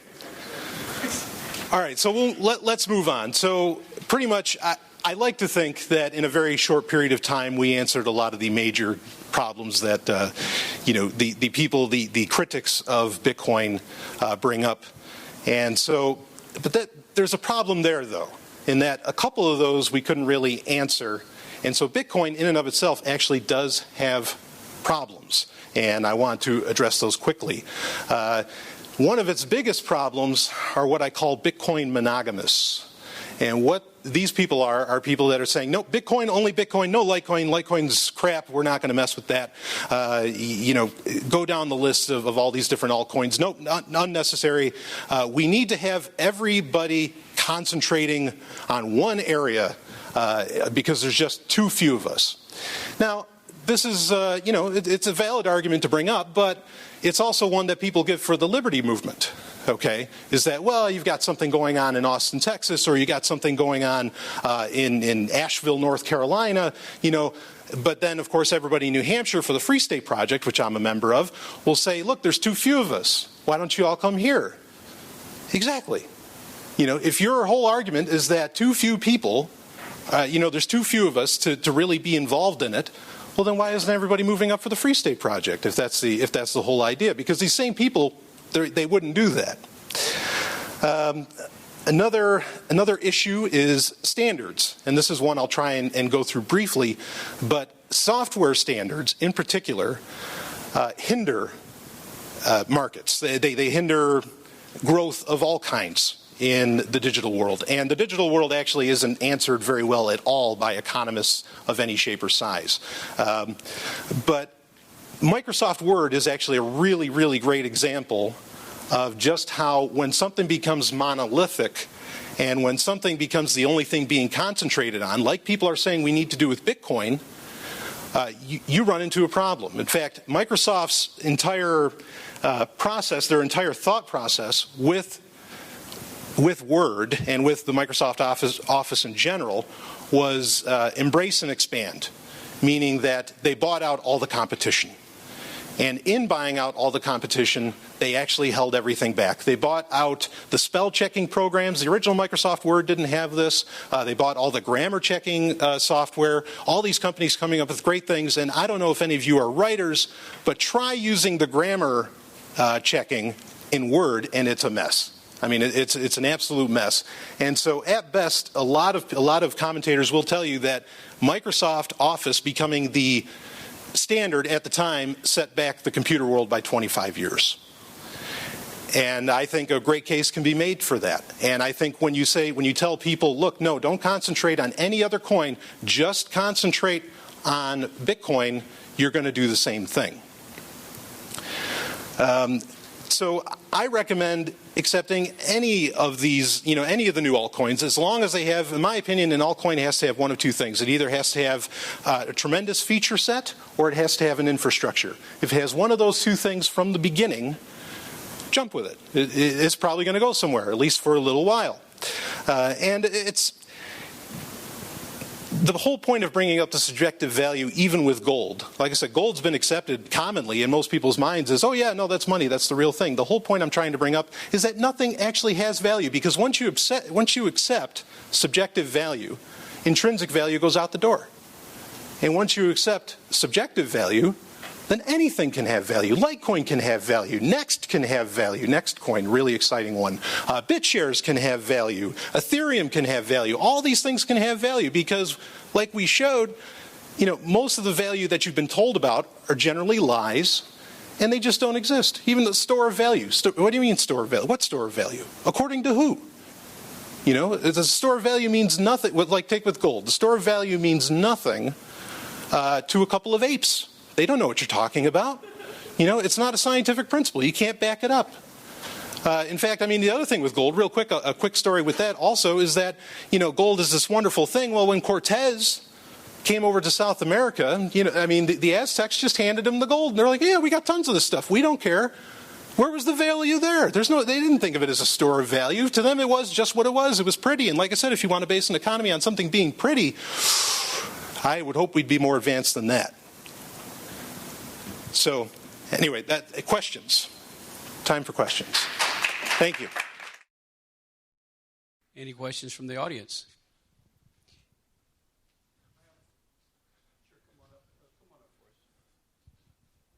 Awesome. I thought I slammed everybody down. Good. All right. Since you don't see any value in gold, will you be willing to give me your gold if you have any? Well, you see, value is subjective. So, another question.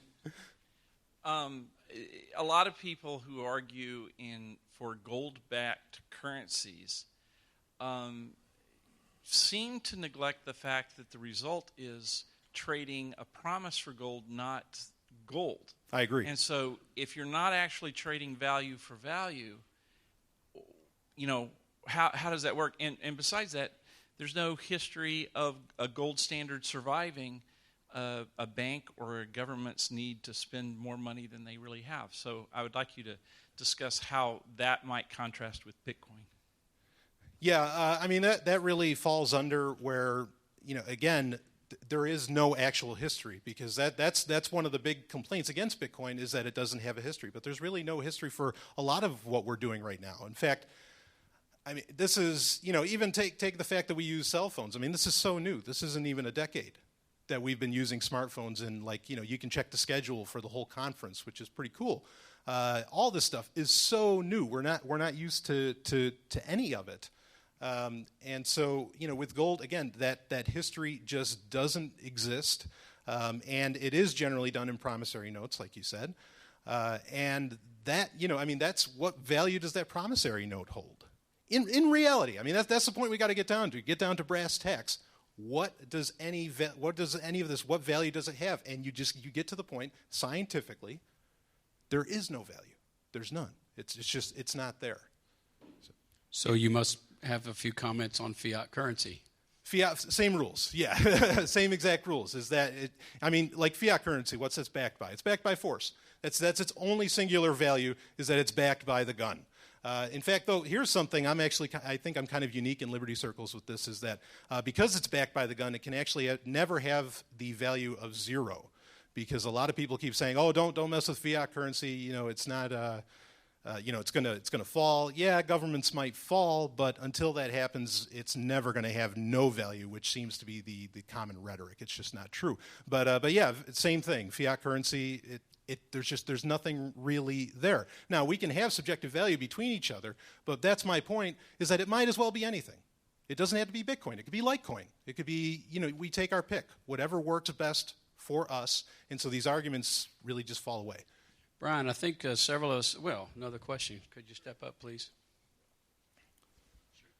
So, Brian, I've heard you say in the past that you believed that Bitcoin was very important and very powerful, but you weren't sure that maybe it's the coin that's going to be the driver of the future, and maybe that was probably 6 months or so, a year ago. I'm just curious, where are you now with your thought on, is it Bitcoin, is it NAMECOIN, is it all of them? You may have touched on it a little bit, but... Sure, no, that's a great question, because that was some points I wanted to bring up. Bitcoin does have other problems, one of them being the Bitcoin Foundation is, in fact, probably the greatest problem that it has, because there's things that fine, I'll name names. Gavin Andresen talked about putting in 2 years ago. They're not here. In the digital age, it takes 2 years to develop something? Oh, you're kidding. That's as bad as Google saying, yeah, we're going to implement privacy features in a decade. Okay, yeah, you can map the whole world with your driverless cars or whatever else inside of 2 years, and it takes you a decade to put in privacy features? No way. So Bitcoin has the problem of the Bitcoin Foundation. It has become, in my opinion, a centralized currency, because everything has to go through Gavin's hands, when there's coders here attending this conference that have done Bitcoin code that would smoke anything being done by the Bitcoin Foundation. So I think, why wait? There's features that could be put into Bitcoin, and that's what we keep getting. We keep hearing that from these Bitcoin monogamists I talked about. Well, we can put these features into Bitcoin. We don't need to accept another coin. Okay, where are they? In a world of email where things, come to, we get information in literal less than seconds. Why am I waiting for these features to appear in Bitcoin? And so, yeah, I don't think Bitcoin is the future. I think there's far more exciting things, some of which I listed: NAMECOIN, Ethereum, even though that's kind of more of a platform, BitShares. All these things have all the features that we've been promised for so long. They're already here. There's no point in supporting something that's not going to go ahead and implement them right away. In closing out, could you give us 1 minute on Please. The New Hampshire Free State? Oh, sure, the Free State Project. To talk about that. Because if you do believe that centralizing something works, then yeah, move to New Hampshire, because there's a lot of people there, and they are actually doing good. There's a lot of, I'm not a political person at all, but there have been political gains that have occurred there that have granted more freedom in people's lives. The Free State Project is essentially gathering 20,000 people to come to one state, that being New Hampshire, and to achieve more liberty in our lifetime. And the only stated goal that it has is that the maximum role of government is to protect life, liberty, and property. And, there's already 1,500 people there now. As far as the amount of signers we have, there are now over 15,000, I want to say it's close to 16,000 signers that have pledged to move to the Free State Project to achieve more liberty in their lifetime. And whatever means that is, it doesn't have to be political. I don't do anything political. Are you kidding? But you can take your pick. There's nothing wrong if you want to do something political. That's fine with me. So we're all looking to just be left alone. Thank you for being here. Thank you.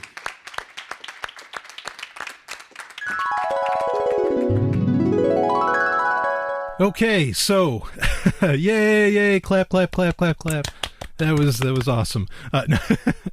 Well, awesome, again, got cut very, very short, but I think overall it turned out pretty well. I do too, Brian. Yeah, thank you. So I do want to thank Justice Ranveer for actually having me there in the first place. He was the one who told us about this conference. Right. They were planning it a couple months ago, and he was like the champion. I think he really was instrumental in making the conference so cool because he helped determine who the speakers were going to be. Yeah, he really he stacked it early with all the Liberty people, and he did it. I so very, very total congrats out to him.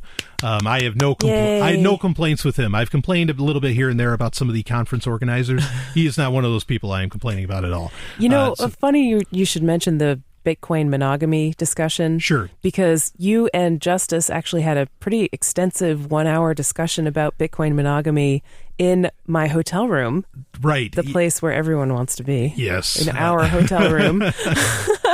After the conference wrapped up. Yeah, now this may be available in a future Let's Talk Bitcoin. Yeah, we didn't really know. Like, we recorded this discussion. I don't know if Adam's going to want to put it on Let's Talk Bitcoin or if you and I are going to just put it on. Maybe we'll just put it out on Sovereign Tech. Yeah, if I find out it's not going to be on Let's Talk Bitcoin, I will put it out here. Paige Peterson was also there. She's very insightful, just a wonderful woman. And I agree. Yeah, she was a joy to have around. And it was because Justice is one of those Bitcoin monogamists, essentially. And so, it was interesting to kind of like fence with him a little bit. Yeah, but you ended up agreeing on a lot of stuff. Yeah, I think so. I mean, and I, unlike a lot of people, I can actually walk away agreeing to disagree. And I think Justice can too. Yep. Some people just, they got to have their way and like, no, I'm right. I don't mind walking away with the person not thinking I'm right. I'm actually okay with that. Yeah. And that's something cool about you, Brian. One of the things I really love about you is that you have your own opinions, and sometimes they're strong opinions, and you're not afraid to say them. You're not afraid they're crazy. Well, don't we all have crazy opinions sometimes, right? I mean, you are not afraid to make yourself heard and put out your perspectives, because you know that, for every person who disagrees, there's going to be someone who's really grateful that you did put that out. And you, your opinions are independent of what other people think of them, which I think is great and so cool. So thank you for being a advocate for freedom and truth and speaking your mind, really. The smile on my face right now. Thank you. Big. Thank you so much. That is a real honor to hear. Of course, Brian. Thank you. Thank you for being you. Feelings are mutual. I mean, like the talk that I gave was, I thought, very unique. I don't think anyone else really delivered that kind of a message. And I don't think, I had people come up to me afterwards saying, I had no idea about the cowrie shell. Like they didn't know. I wouldn't have known about it if it wasn't for you. Yeah. Here's this money that's been around longer, wider, more accessible, and even it was still used into the 20th century to pay taxes. China's the look of, there's points I didn't get to bring up in that talk, which that's why the Toronto talk I think will still be very viable, because there's a lot of points that I didn't get to. Right. Like China's, the imagery of their money is based on the cowrie shell, because the cowrie shell is that big of a deal.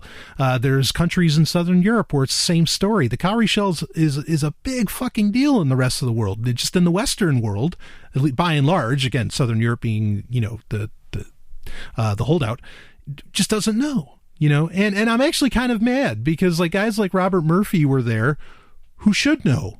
and who, when we're talking subjective value, they should have brought this stuff up. It shouldn't have been some little guy with a tech, just some little guy with a tech podcast, right? Bringing up these points that, hey, we got to stop this line, these lies, this bullshit about how, oh no, we got to stick with this. No, we don't. We need to go with whatever sets the most people free. And if that's not gold, then fuck it. Get rid of it. Yeah. So anyway, and I do want to end off with one last point, is that, because I don't think I'm going to mention this in the Toronto talk either, is that I mentioned in the talk that I think gold, that gold's entire, at the end of the day, at the end of the line, gold is totally based upon the fact that it's pretty. I don't necessarily believe that. But I don't know what the reasons are, but I don't think anybody knows why gold is a big deal. I don't think they do either. I didn't get to talk about there's gold mines in South America that date 100,000 years, but there's no society to use those mines. I mean, there's a lot of really weird things out there. That's not stuff I'm going to talk about at a conference. Now wait a minute, are you saying it's aliens? I shouldn't have to answer that question. It's funny because your talk is going to be in this podcast, but it's funny because in your talk you are so defensive about that. Like you say, like at least 2 or 3 times. Now, I'm not saying it's aliens. Before anybody accuses me of believing in aliens, I don't believe in aliens. Yeah, I don't. But nobody's ever accused you of right. Well, see, that was aliens. the thing. That was one of the theatrics that I missed, was that I had a there's that popular meme of Giorgio Tsoukalos where where it says aliens, and I was going to bring that up during the talk, and but I didn't get to do it because I didn't have my slides, and it was going to just be a funny little thing that I put in. So because I couldn't show the slide, I had to make sure that got knocked out. I did have a guy come up to me afterwards too, though, and start talking to me about the Anunnaki, which was that was weird. And I admitted to him, I said, look, I was like, I don't know what gold's actual value originally comes from. I said, but I just want to be clear, I don't think it's because it's something that's pretty, but I have no, I have ideas, but they are backed by nothing. And so I'm not going to bother. Just like gold. Yes, exactly. So I'm not going to bother to share them unless someone wants it for a listener email in a future episode of Sovereign Tech. Anyway. You and your fiat ideas. I tell you. Yeah. So, I was glad I was able to get that out. Okay. Because I think a lot of people are like, well, no, it can't just be because it's pretty. I agree with you. It can't just be that. But whatever the answer is with gold, no one knows, or at least no one's admitting it. Oh, yeah. So anyway, Stephanie, was there anything else you wanted to talk about? Yeah, I mean, there are other things to talk about. I guess I was happy that there was a talk that was almost like a how-to of Bitcoin anonymity, which was really cool. Oh, the Christoph did. That was fantastic. He wrote the anonymous Bitcoin book. Yep, and that looks to be a great book. Yes, it's out now. It's huge. I'm going to read it. Yeah, it's a large. I'll link to it in the show notes if you want to check it out. This is an important topic because Bitcoin is not anonymous in itself. You got to work for that, and Christoph tells you how. And kudos to him for putting all that together. Definitely, that was a highlight. That was one of my favorite talks. Actually, I really enjoyed that he was talking about it. There were talks about Ethereum and open transactions, and I didn't see those. So I'm not exactly sure what all went down, but there were a lot of people talking and excited about open transactions for its potential to do all kinds of things like smart contracts. That's the next kind of holy grail that people are looking forward to. And with open transactions, you could basically create sort of not really a bank, but like a DAO, basically. Yep, distributed autonomous organization. Which couldn't, or like an exchange could use it or something like that. A distributed exchange. Or decentralized, maybe that's the word I should use. Decentralized, yeah. That could basically not deny a customer's withdrawals. Right. Like any withdrawal that meets the standards, like they can't say no. Yeah, so it's kind of a trustless system, which exactly. is very important. I think that is a huge evolution. And especially with GOX, the economy. Everybody wants that. Yes, and it was a solution. And that was the other great thing about this conference is that solutions were presented. Mm-hmm. and that's great. Yeah, they're coming. To really hear them. Solutions for real problems, not solutions for, this will make it, easier to buy a leather jacket. So. Okay, well, the thing I want to end off with is anyone out there who's listening to this and is thinking that they want to organize a Bitcoin conference, now there are tons of Bitcoin conferences. This is a good thing to bring up. There are so many Bitcoin conferences. There's at least one every month, and there's more coming out all the time. Right. So if you're listening to this and you are the conference organizer, I'm talking to you. Take the Texas Bitcoin Conference as a shining example of what to have when you're curating your conference content. Right. Because that is the content that the real Bitcoin people want to see. Right. It's the content about the roots and history of Bitcoin. It's the content about solutions of where Bitcoin is going, how we can keep our financial privacy and be empowered, to take control of our financial worlds and well-being. Yeah. It's the content about freedom and liberty, and the content about how Bitcoin is setting us free. And that's really it. That's what I want to see. That's what I think a lot of real hardcore Bitcoin people want to see. That's what gets me excited about Bitcoin. Yeah, you need to make it Yeah, so do that. Right. If you want to get the speakers and the speakers, the speakers like you and me, Brian, I think perhaps we're not the headliners like Stefan Molyneux or Jeff Tucker or whatever, but we do draw people in because we talk about it on our podcasts. Oh, sure. And we give it good reviews like this one. Sure. So if you are the conference organizer, think about that. Yeah, absolutely. It needs to be, Bitcoin conferences, I think, need to be community-based. You can have your VCs. You can have your venture capitalists come. You can have, all that stuff too, but just make sure you really even it out, I think. I think that's a great point to end on, Stephanie. I love it.